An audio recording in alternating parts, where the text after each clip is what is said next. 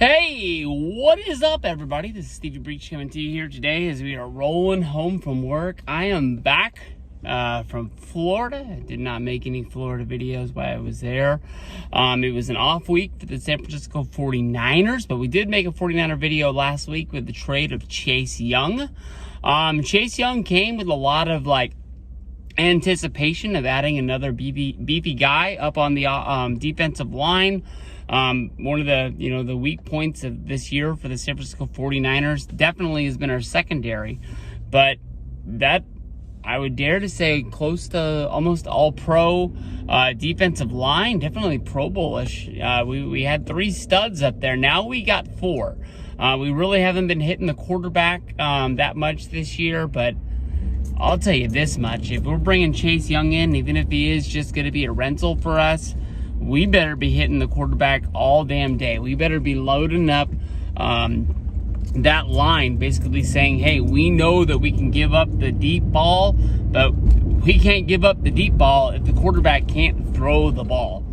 We got Eric Armstead, we got Chase Young, we got Nick Bosa, we got Drake. We got a lot of weapons loading up that defensive line. We should be sacking the quarterback almost close to every time of possession that they have the ball. We're not going to sack them all 3 plays. I know that much, but I mean, we got to be putting up some numbers. Nick Bosa, ever since the holdout, ever since basically not doing training camp, not doing preseason, I knew that it was going to take him a little bit to get his legs underneath him, but that guy, for as good as he is, for the money that we gave him, I haven't seen nothing from him. And I do understand, defensive coordinator, we got Wilkson there. A lot of people, sort of pointing at him as the reason we're not getting things done. Defensive line should be hitting the quarterback no matter who your coordinator is. Basically, your job is to get in there, not to give up the run. But anytime they're passing that ball, we better be letting that quarterback know, hey, we're coming. We didn't get you this time, but we're going to get you next time. You got to put the hit on them to let you know, we're not just going to give you all day, definitely Jeff Burrow did. It looked like we weren't even, putting anybody on the quarterback during that Bengals game. But we need to put that shit behind us. We've lost 3. It's been a long time since the 49ers lost 3 games. So long that I can't really remember. Probably has to be during the year of Nick Mullins and... what was that other guy's name? I didn't really like him. But he took a lot of hits and he just got up. They got through the year throwing a Kittle over and over and over again, but damn. That year sucked. Garoppolo, of course, was hurt, and that's the reason why those guys were playing. But man, I don't want to go back to that. They've built this team ever since basically, we've put the right guys in charge of this. We've been making moves, and hey, all we gotta know is that we're playing the Jacksonville Jaguars on Sunday morning. We're traveling out there to Florida to play this game, and we gotta come back with a win. Jacksonville's won 5 in a row. They're damn good. Oh, wait a minute, hold up. I can't remember if Jacksonville played this week. Maybe they had a bye as well. I know they had won five in a row, but I don't remember seeing a score for them this week. Hopefully, they're still at 5 in a row, and that stat still works. I watched football, but I don't really remember. I was on the East Coast, and I want to go off on a little tangent right here. How you people on the East Coast watch sports makes no fucking sense to me. I was watching that Cowboy versus Eagle game. And that thing, was coming down to the wire. Of course, everybody knows that the Cowboys that got tackled on the not even quarter of an inch line didn't get in the end zone. Cowboys with the 2-point conversion. Dak stepped out of bounds when it looked like he had it the route to get in there. Basically, they almost lost that game by 1.5 feet. Is basically what it comes down to. But that game took so much out of me, and then I realized Buffalo versus Cincinnati comes on after that. I made it into the 4th quarter before I woke up the next morning, but I'll tell you the truth. I was done. I watched that out of let's say, necessity more than anything else. I was tired. I was ready to go to sleep. I felt like it was the end of a West Coast football night. I felt like I had already watched Football Night in America, and maybe that's because they had the Germany game that we watched first thing in the morning. But I'll tell you the truth, if I would have woke up at that time on the West Coast, I would have been watching that football game anyways. But I tip my hat to you guys, the people that watch from kickoff until the end of the game on Sunday on the East Coast. I don't know how y'all do it. I don't know how you guys do it with baseball. When it's only one game you got to get ready for, and the damn thing doesn't start your time until probably 10 o'clock. If it's a 7 o'clock go, like if I was a Braves fan in Atlanta, I wouldn't be watching them when they play the Dodgers or the Giants, unless it was just like a really rare occasion. There's no way you can stay up until 1 o'clock as a normal thing 3 nights in a row on a weekday to watch your team. That's just beyond the point of crazy. Or if you're, I'm a Kings fan. I didn't really follow the Kings besides for in the sports page for the 6 years that I lived there. But I went and saw them when they played in Atlanta every year. It is what it is. But, you guys, I tip my hat to you guys. Deebo Samuel going to be coming back. He's basically already said that he's going to be ready to play. I know that he felt that he didn't have the best year last year. And this year, with him missing, he missed 2 or 3 games in a row. I know that he is going to want to put this team on the back. The stuff I've read this week about Brandon Ayuk, that the 49ers could trade him to make a move. I love Brandon Ayuk. I love Juan Jennings. Deebo Samuel, yes, he has put up numbers, but honestly, if you're the Niners, I'd be looking to see if you can cut that huge salary of Deebo. If you can keep all 3, keep all 3. Don't get me wrong. But, if you feel like you got to make a move to help another team, another part of this team, I'm telling you the truth. I think Brandon Ayuk and Juan Jennings could carry the ball. I love having Deebo out there. I'm not kicking Deebo off this team. But I'm just saying, if you're going to trade anybody, don't trade Brandon Ayuk. That guy is a stud. And I think we've only seen how good he can be. And I think he still has room to grow. And he's never been that true number 1 guy. Besides for when Deebo Samuel's been hurt, and he's been able to carry the load, honestly, in my book.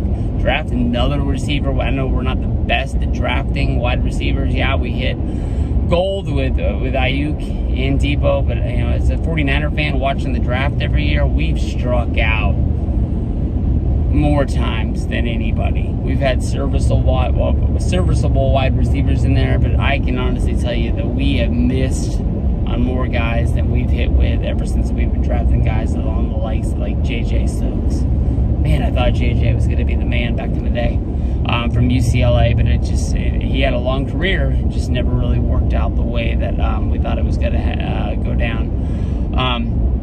Niners can win this game. It's going to be tough. Definitely going to have to see what Brock Purdy shows up. I love the video of him out there, tending the crops on his week off out there in Iowa. I'm not sure if it was corn or what his family grows out there, but it definitely shows that he was able to get his mind off of football. And I think that means he's going to come back and he's going to be, focused and ready to go. He's just not going to have, just coaches just throwing shit at him, learn this, to the point where he doesn't know really what's going on. Definitely the offense and the defense have not been working as good as they should have been, besides like the Dallas game, I guess you can say. But this team is built to win, and we're gonna have to really go out there and prove it. That's just the God honest truth, We're gonna have to put up or shut up. I think that this team, you're sitting. If you're 5-4, I don't give a shit what the Seahawks record is, and we still have a chance to win the West and get into the playoffs. Yeah, you get into the playoffs, anything can happen. It's a new season, but we got to start living up to what we were supposed to be. That's just the God's honest truth. We got to win some football games and put this behind us. I follow a 49er blog, I guess you can say, and they tweeted out like 1,000 times about like the Seahawks, being up on us in the records in the West. Shut up! You're a 49er blog. You don't need to be putting that shit out there. So let's get this. Let's put the Seahawks behind us. Definitely Arizona's way back there. The Rams, they signed. The Rams brought in a guy that was like, man, I didn't even know that guy was playing. And I guess he wasn't playing because they were able to sign him. But I guess they're done. But the Seahawks, they're going to be hungry. Last year, definitely Geno had a different style of year, and he's not looking as good as he did in the past. But they're never going to be a team that just gives up and rolls over. They're going to be coming for us, and I know we finished the season against the Rams, but I'm not looking forward to playing the Seahawks. They're always going to have something up their sleeve for us. So it is what it is. So we got to keep fighting. We got to win every football game from here on out. That's about the only way I can see it. The Eagles, they don't look dominant, but they fucking keep finding ways to win games, and it's not just because of that fucking tush push that people love fucking talking about. We got to beat the Eagles, but when it really comes down to it, we got to beat everybody else on the way there. So, peace out. Thank you very much. It's a good week, and try to get football picks. I haven't done it in 2 or 3 weeks, but I'll try and get those ones up tomorrow, Wednesday. Peace out. Oh, today is fucking Tuesday. I'm all screwed up because of the fact that I came back on Monday. First day back to work Tuesday. So I got to try and get those up tomorrow, or I'm putting it up as the football kicks off on Thursday night. Peace out. Hey, what is up, everybody? This is Steve Breach coming to you here today. 13-3 at the half. Barely snuck that field goal through right at the end there. Moody. I've always kind of been a big fan of having the rookie kicker, having somebody young in there that we can know is going to be there for a while. And it's been shaky. I trust the kid. I believe in him. I want him to grow into his skin and become a real good professional kicker that we've had in San Francisco for years and years. But 49ers look good today. Defense looks really, really good. At this point, honestly, I'd give Steve Wilks an extension as the defensive coordinator. Man, we are finally hitting quarterbacks the way that I've been wanting to hit quarterbacks all year long. Chase Young, Nick Bosa, hit him together. They got a combined sack, and then they ended up with the football. I was so pumped that we hit the quarterback that I didn't even realize that when they got up, they had the ball in their hand. Just took it right out of the quarterback's hand, and then that's the defense that we're looking for. That's the defense that they thought that we were going to have coming into this. Brock Purdy in the offense, first few times they had the ball, really looked like the offense that we were in the first half. Really moved the ball down and put points on the board. It was 10-0 for a good long little while. We got the 3 right before the end, but I don't know what it is. I'll take a win. I'll take a win all day long. But this team needs something. I'm not really 100% sure at this point what it is, but that offense needs just a little bit more. It's awesome having Trent Williams back. That was a surprise. Debo being back in the mix is going to be good. I'd love to see Kittle with the ball in his hand a little bit more. Beggars can't be choosers. Ayuk's having a big day. Juan Jennings got a big block. So we're out there. I mean, we're looking good. Can't go wrong when you're up 13-3. The Jaguars a few times have started to put drives together on us and started moving the ball. So we'll have to find a way to take that away from them. But as of right now, if we come out with the same energy in the second half, this is going to be a W in the board. That losing streak should be wiped off. We're going to be sitting at 6-3 going into week 11.